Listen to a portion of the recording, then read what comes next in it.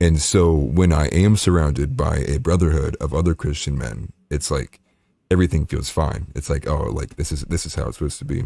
And I think it's so easy with how jobs are and life is and how college just takes you up and out of your family's house and then you're like an hour away somewhere else. You can find yourself being, it's so lonely. I'm the only one who has these beliefs. It's like, it's hard to even have these beliefs when my bros in my room are like, then when I start talking about God, they're like, yeah, yeah. And they go silent on me. And it's like, okay, well, that doesn't make me really feel good because like, I really know that I want this, but every time I try to say something about it, it feels like everything gets quiet and nobody wants to do anything to do with me. Yeah, you need that support cast. Yeah, 100%.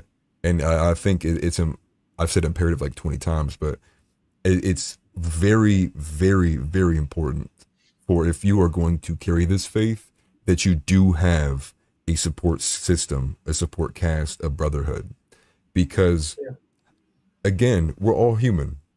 So it's very easy for you as a human when you're on your own mission yourself, trying to be a good soldier. You can find yourself in bad times in the trenches and you're going to need help. You're going to need someone to come in and kind of reinstate the validation that you have that you're on the right path. And it's not something that you need per se, because the Bible has it written that you should believe in and trust me no matter what. But in terms of helping young people navigate their beliefs and keeping those beliefs, it is imperative to keep the community around you for as long as possible and for as many people you can keep as possible. Yeah, absolutely. Um, yeah, I feel like that's something that I've needed to get more into is like obviously as a kid I went to church every day. I was pretty much forced, but it's a good thing, Right. absolutely. And things as a kid like you can't understand that stuff. You can't. You're just sitting there in Sunday school. You're drawing. You're hearing about David and Goliath. I'm like, oh, cool. This dude just got hit with a rock right in the Yeah, head. right, right. Gone. Um, but I think that's a space that I'm figuring out. Like I need to get into. Like I love my friends, and my friends aren't bad people. They don't do outlandish things. That's why they're my friends. But Yeah, it's a totally different concept when you put God in the picture. It's it just changes everything. There's so many things that you know are wrong, but it's like, come on, dude, it's just a fun thing to do. Like yeah. that's just what everybody's doing. So definitely finding a church, finding I've actually been looking into youth groups. Youth groups I think would be something good for me. I Yep. don't know about you, how you feel about youth groups, but I I have think that would be productive. I have two opinions. I guess so. My experience with youth groups have been good and bad, and they were at a couple of different churches. And I think youth groups are good, but you may have not seen. So I've actually talked about this, not at length, but a little bit. And I said this at the beginning of the podcast about like the metal Christians versus those who are the one size fits all. I find myself actually like very not one size fits all. I find myself to be much more in the metal line of like Christianity, which is like, no, it is. And like, you either get with it because who are you as a human to extrapolate what God meant with his word? It simply is. Yeah.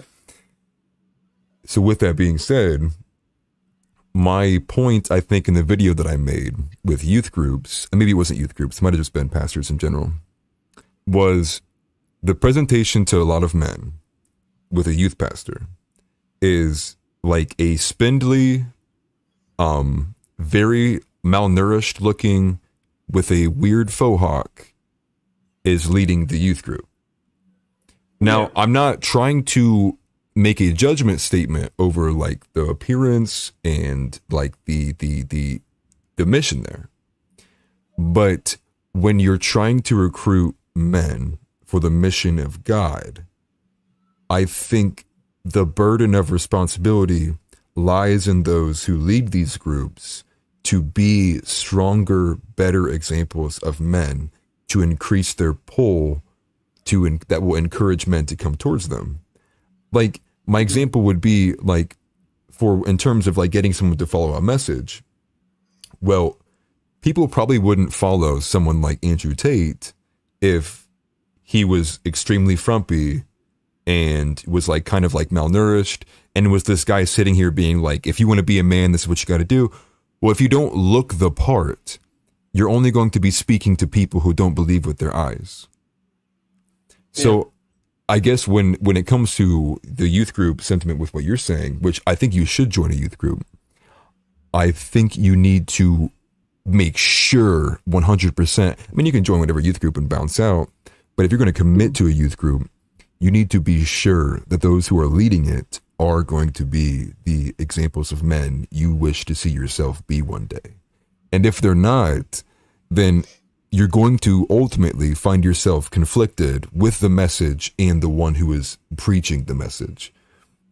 Because it's very hard to listen to stories of courage from someone who's 145 pounds soaking wet, and when a spider ran across the floor, you saw them, they were gone. They left scorch marks on the carpet. Yeah. And I think that a lot is like what I guess I would like to do with my platform, is change that and put Christianity back on more of a metal, like, no, like the average American man is grizzled, rough, rugged individualist, and I believe in God. And here's how you can believe in God. Here's how you can carry yourself. Here's how you can lead a loyal, faithful marriage with one woman, build a prosperous life, build a family, support your community, and it not be a joke or something you can make fun of. Make it so statistically significant that this is the way you should carry yourself in your life, that there's no other way to look at it. That like being such a 100% extreme example of like, that's what you're supposed to be successful, to the point where saying otherwise just sounds stupid. It sounds like you would be satire if you said otherwise. Yeah. And that's like why I shift my focus to people like, now Andrew Tate is on a lesser scale because he's a lot more of like a caricature of like what a person would be, because he's much more comical and corny and cartoonish with his takes. But somebody like Sovereign Bra, who I talk about often, who is a avid guest, I would say, on the Whatever podcast, who specifically almost only engages in religious discourse on Twitter and on the podcast. But he's not backing down from his messages. He's actually presenting himself and carrying himself with like such charisma that it's hard to combat what he says, which is why he's now a second or third time guest on this podcast. Yeah. And I think what you're doing's good. You know, I think being the Christian male athlete is, and it always has been, the model. I think they did a number on Tim Tebow, just trying to force people to kind of hate that image. Like, you know, if you see like crazy how he just kind of like disappeared after football. I mean, like after he got out of the NFL, it was just gone. Because I remember, I don't know how old I was, but I do remember watching the games, and like I remember vividly that dude kneeling down after touchdowns, before the game, after the game. Yep.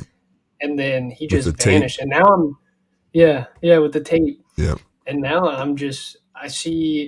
now I am starting to see more of that Tebow, and that's me scrolling through my feed and seeing like his motivational stuff, like where he's up like speaking and stuff like that. Like he's put more of that in his life outside of athletics. Yep. And they definitely like shut down a lot of his stuff for a minute there, and obviously I was too young to really understand it. Yep.